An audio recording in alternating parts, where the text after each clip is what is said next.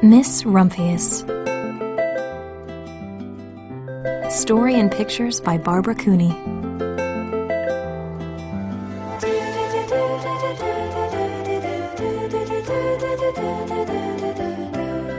To Saint Nicholas, patron saint of children, sailors, and maidens.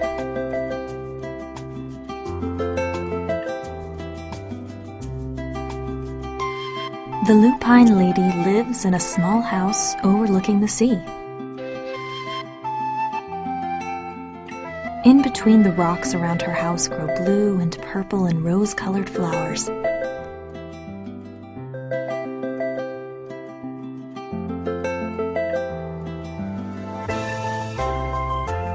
The lupine lady is little and old, but she has not always been that way. I know. She is my great-aunt. And she told me so.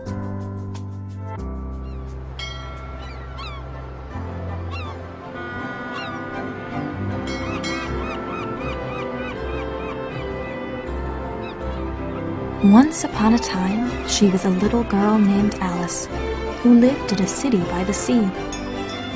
From the front stoop, she could see the wharves and the bristling masts of tall ships. Many years ago, her grandfather had come to America on a large sailing ship.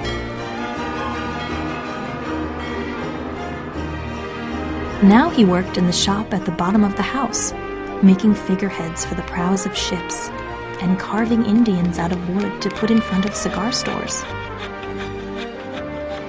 For Alice's grandfather was an artist. He painted pictures, too, of sailing ships and places across the sea. When he was very busy, Alice helped him put in the skies.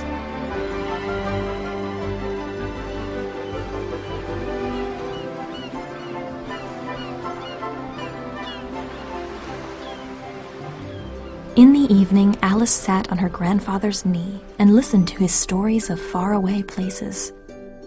When he had finished, Alice would say, "When I grow up, I too will go to faraway places, and when I grow old, I too will live beside the sea." "That is all very well, little Alice," said her grandfather. "But there is a third thing you must do."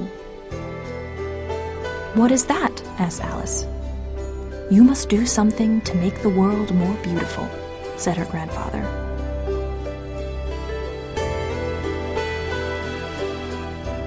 "All right," said Alice, but she did not know what that could be. In the meantime, Alice got up and washed her face and ate porridge for breakfast. She went to school and came home and did her homework. And pretty soon she was grown up.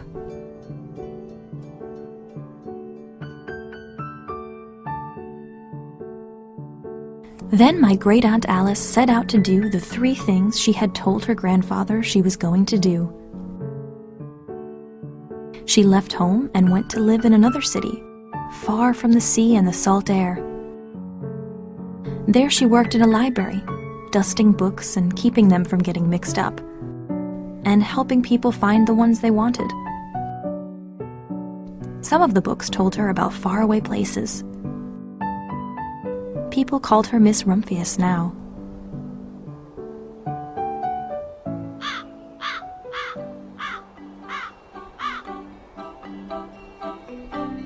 Sometimes she went to the conservatory in the middle of the park. When she stepped inside on a wintry day, the warm, moist air wrapped itself around her, and the sweet smell of jasmine filled her nose. "This is almost like a tropical isle," said Miss Rumphius. "But not quite."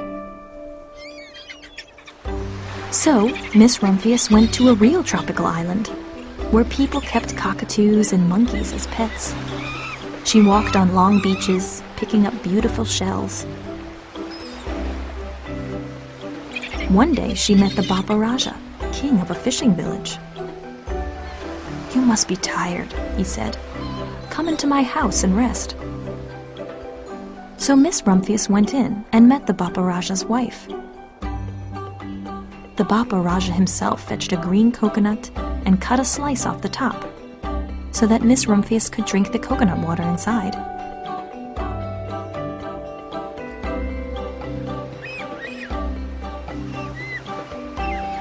Before she left, the Baba Raja gave her a beautiful mother-of-pearl shell on which he had painted a bird of paradise and the words, "You will always remain in my heart."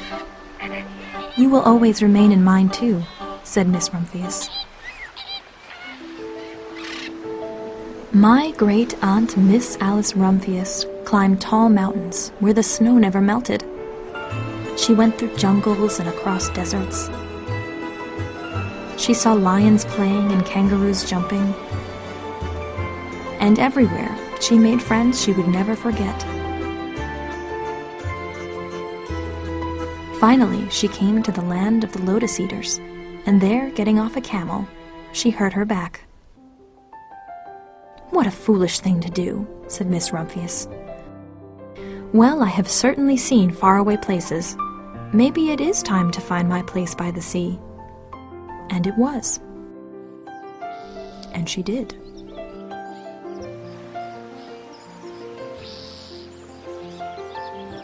From the porch of her new house, Miss Rumphius watched the sun come up. She watched it cross the heavens and sparkle on the water, and she saw it set in glory in the evening. She started a little garden among the rocks that surrounded her house, and she planted a few flower seeds in the stony ground. Miss Rumphius was almost perfectly happy. "But there is still one more thing I have to do," she said. "I have to do something to make the world more beautiful." "But what?" "The world already is pretty nice," she thought, looking out over the ocean.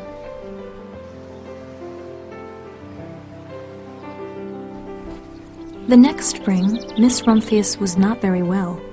Her back was bothering her again, and she had to stay in bed most of the time. The flowers she had planted the summer before had come up and bloomed in spite of the stony ground. She could see them from her bedroom window, blue and purple and rose-colored. "Lupines," said Miss Rumphius with satisfaction. "I have always loved lupines the best. I wish I could plant more seeds this summer so that I could have still more flowers next year." But she was not able to.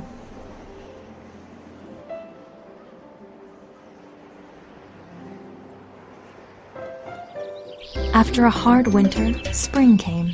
Miss Rumphius was feeling much better. Now she could take walks again. One afternoon, she started to go up and over the hill where she had not been in a long time. "I don't believe my eyes," she cried when she got to the top. For there, on the other side of the hill, was a large patch of blue and purple and rose-colored lupines. "It was the wind," she said as she knelt in delight. "It was the wind that brought the seeds from my garden here, and the birds must have helped."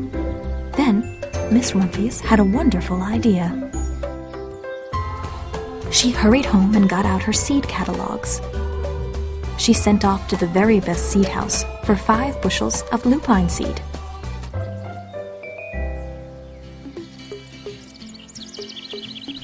All that summer, Miss Rumphius, her pockets full of seeds, wandered over fields and headlands, sowing lupines. She scattered seeds along the highways and down the country lanes. She flung handfuls of them around the schoolhouse and back of the church.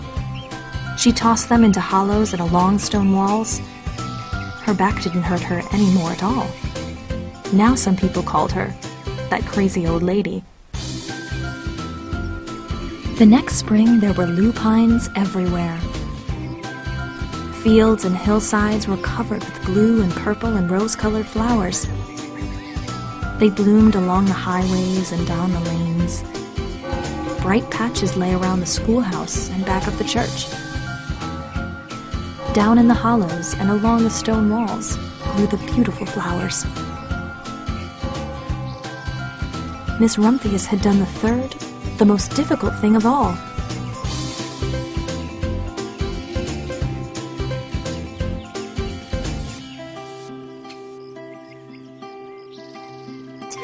My great-aunt Alice, Miss Rumphius, is very old now. Her hair is very white. Every year there are more and more lupines. Now they call her the Lupine Lady. Sometimes my friends stand with me outside her gate, curious to see the old lady who planted the fields of lupines.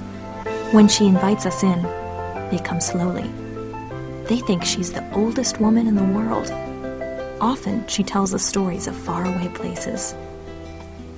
When I grow up, I tell her, I too will go to faraway places and come home to live by the sea. That is all very well, little Alice, says my aunt. But there is a third thing you must do. What is that? I ask. You must do something to make the world more beautiful. All right, I say. But I do not know yet what that can be.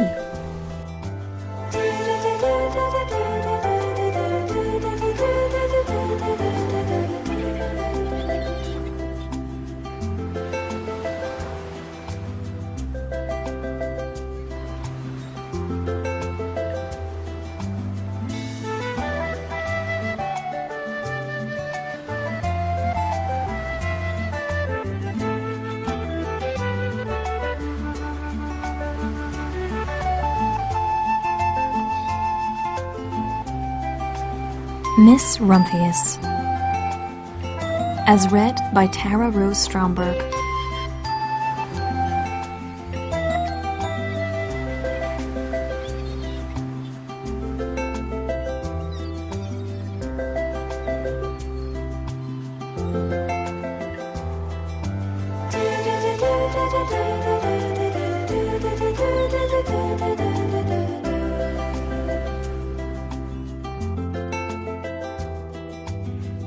Do